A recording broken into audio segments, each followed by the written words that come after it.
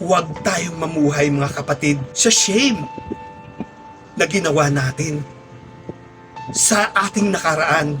Let's move forward mga kapatid. Lumapit tayo sa ating Panginoong Hesus. Talikuran natin ang ating mga kasalanan. Bumalik tayo sa ating Panginoon. Bumalik tayo sa ating panalangin. Bumalik tayo sa bahay-sambahan natin.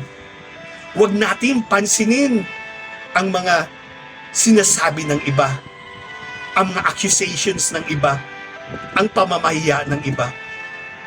Binigyan ka na ng bagong buhay ng ating Panginoon. Baliwalain mo sila. Huwag mo silang pansinin. Ang importante, yung buhay mo ngayon ay nakaalay na sa ating Panginoong Hesus. Siya ang driver ng iyong buhay at dadalhin ka niya sa tamang paruroonan.